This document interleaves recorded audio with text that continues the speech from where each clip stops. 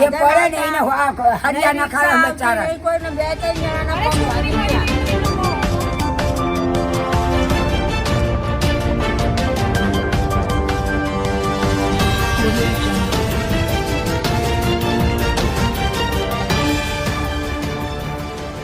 આજે તારીખ 16/9/25ના રોજ માંડલની મુલાકાત લીધી.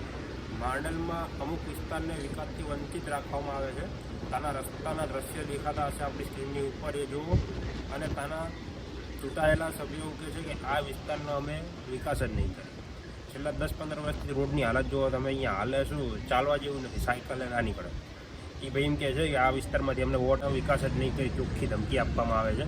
અને એક થોડાક દિવસ પહેલાં એક છોકરી 11 વર્ષની પડી ગઈ અને પાટો છે, જો એનો ફોટો આવતો હશે સ્ક્રીન ઉપર, જુઓ તમે. અહીંયા કોઈને મયત થઈ જાય, કોઈને દવાખાને લઈ જવા હોય તો અહીંયા ગાડી નથી આવતી, કઈ રીતે લઈ જાય એ વિશે આ મેં વિડીયો બનાવ્યો છે. આખો વિડીયો તમે માંડલનો જુઓ. આખા માંડલમાં આ જ પરિસ્થિતિ છે. કચરાના ડગલા, ખાડા બાડા, આખો વિડીયો તમે. આ મેલ્લો કયો છે અને શું તમારી સમસ્યા છે? અને કલાડિયાનો ડેલો અને આ બધો રસ્તો ખરાબ છે ભાઈ. ભીંડેવું નહીં જે પડે ને એને હરિયાણા ખાવા બચારા કોઈને બે ત્રણ જણાના પગ ભાગી ગયા. એક ગાય પડી ગઈ, ગાય તો બેઠી મરી ગઈ બિચારી. અને કોઈને તમે આ વિશે કોઈને લેખિતમાં કે આપ્યું છે કઈ? લેખિતમાં આપેલું છે. સાહેબને બોલાવા એ શું જવાબ આપે? કેટલા સમયમાં થઈ જશે એવો કઈ જવાબ આપે? ચોખ્ખી જ વાત બનશે નહીં. અને એવું કેમ નથી કરવા માંગતા રોડ? કઈ કારણ? હવે ઉપર વાળાને ખબર એને શું કરી પડતું હોય સાહેબ.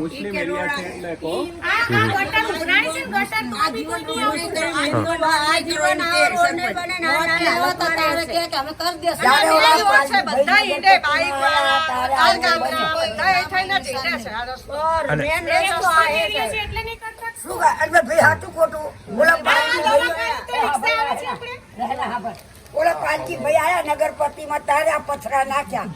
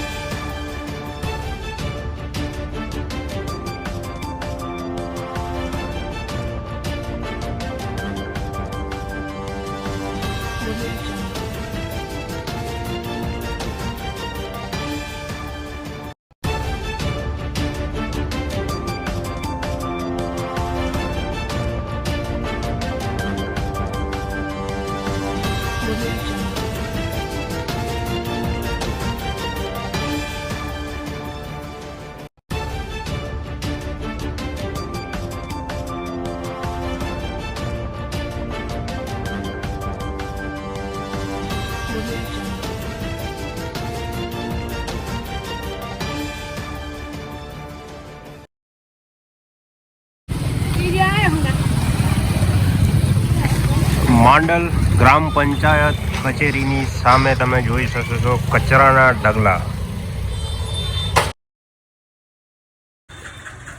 રીલ મત કરો.